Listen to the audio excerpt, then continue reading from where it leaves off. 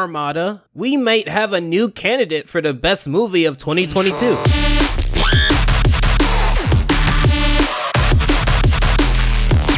So recently I've watched Rise of the Teenage Mutant Ninja Turtles, the movie, and it was pretty epic. For the longest time, people have been looking forward to this movie, especially with it being pushed back via Netflix, and the show was received quite well, but it wasn't universally acclaimed, with a lot of its criticisms based in the story or character direction, and I felt like for such a short time of being a TMNT fan, as I've only started to get into it during the 2012 incarnation and then went back a little bit, I feel like I've heard it all. Everything from April's new character design to the dynamic of the turtles to what they do with Splinter and how the villains are introduced, and trust me, one day I would love to go through these criticisms with a fine-tooth comb, but we do have bigger fish to fry here. And I get it, it does seem pretty weird to start off with a negative for a movie I just said may be the best of what 2020 has to offer, but it's important.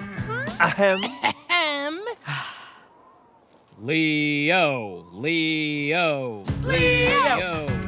Stop it! When going into this, I didn't have any expectations at all beyond my love for Rise of the TMNT. I didn't get the opportunity to cover it as much as I could have when it was out and airing new episodes, but one thing I enjoyed about that show and Glitch Text was the animation provided by Flying Bark Productions, who are like my dream company. If I'm to be honest, I would sell a liver to do something with them, which apparently goes for $500,000, so I'm considering it. When it comes to the show, it was just written so nice. I found the fight scenes to be amazing, which if you've ever been on Twitter, you've probably seen one or two before. The character dynamics were great, the way that they played with dialogue was fantastic, and this new story, this twist that they put on it, it was weird, but in a good way. Coming off of the 2012 reboot, I was used to it being that way, being my first introduction into the series, but I never felt the need to push away the new for being different. This is a fully realized story of the Turtles that I'm not sure we'll ever see again. To put it bluntly, when looking at what every series wished to offer in their incarnation of telling the story about the Turtles, I think this one is the most tailored to me.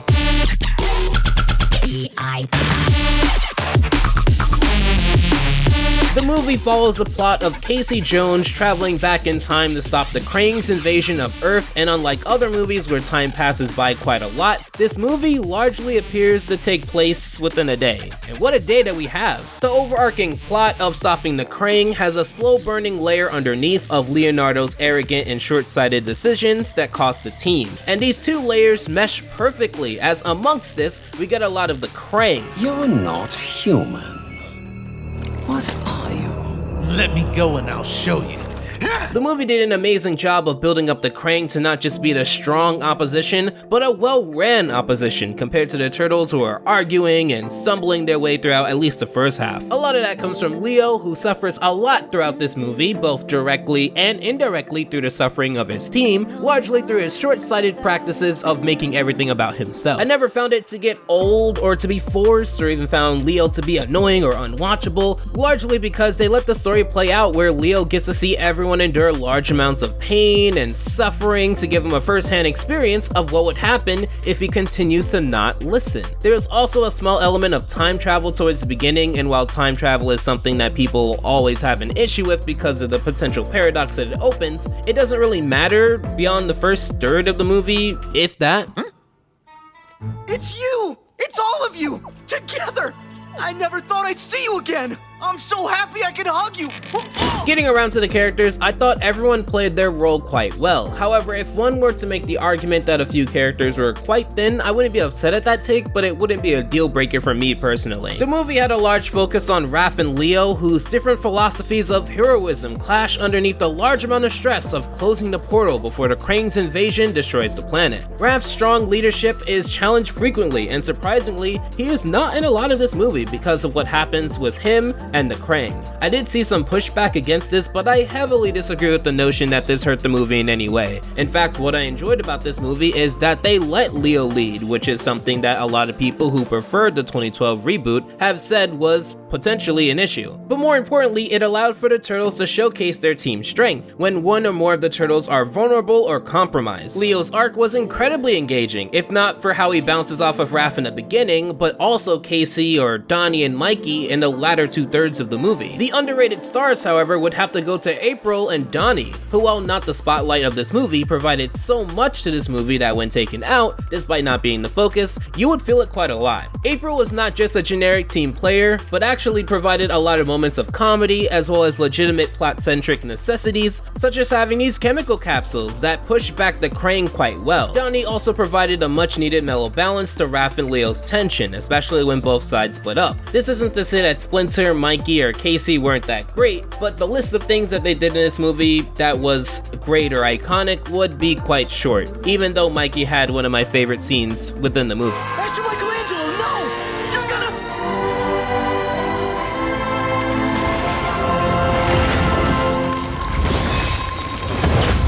As for the villains, although we would see Hypnopotamus and Warren Stone and the Foot Clan, the focus was primarily on the Krang, which was a great move. The former two were out of the way almost immediately, and I would even go as far as to say having the Foot Clan be afraid of the alien Krang was a great touch. The movie does a good job in showing that practically everyone is afraid of the Krang, and they are not to be laughed at, even displaying the weight of their reaction of retreating for the very first time in the series because the Krang is that strong is such a great way to demonstrate the power that they have. The turtles never get an opportunity to breathe, or even in some cases to regroup, and sometimes are forced to just play it by ear and do the best that they can think of in that moment. But it was a combination of all of them that ultimately brought the battle to the Krang effectively. I thought lasers cut everything. How did that not work?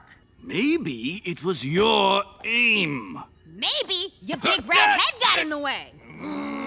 This leads me back to the original statement of criticisms, as when I looked through, one of the biggest ones was Raph leaving or the designs being different, and I would have to disagree so heavily. As a big fan of the 2012 incarnation and seeing a little bit of the 2003 incarnation, which I have covered on this channel before, I just don't really see the big deal in wide sweeping changes in the Turtles so long as the story itself is good, which this is. Raph being taken out for a chunk of the movie only makes his return better. The franchise was made to be flexible, and while there is nothing wrong with the old, there's nothing wrong with the new either. If anything, this is just like the cool younger brother in a quadruplet of fantastic turtle-themed television shows. I would be remiss if I didn't speak about the animation in this animated movie, however. The stunning visuals provided by Nickelodeon Animation, Flying Bark Productions, as I mentioned before, and Top Draw Animation are also a highlight of this movie. In fact, I would go as far as to say that a large part of watching this movie is just marveling at the different ways that they play with depth, positioning, colors, lighting, graphic effects, and the rest of the arsenal that aids visual storytelling. The vibrant colors that come from the turtles when they activate their mystic powers, or the way the camera isn't afraid to zoom or zip around to demonstrate the speed or weight of the scene, or even the facial expressions, all of it. I couldn't pick a top highlight. If we're speaking purely in terms of visuals, not even looking at plots or characters, this is most likely one of the better movies I've witnessed visually over the course of reviewing, outside of like Spider-Verse and maybe Mitchell's vs. the Machines or The Bad Guys. The high octane pace can seem exhausting from the outside looking in, but when combined with the masterful control of serious and comedic moments alongside the willingness to throw the turtles in dangerous situations, if you're anything like me, you'll just be so engrossed to see how they'll get out of the situation.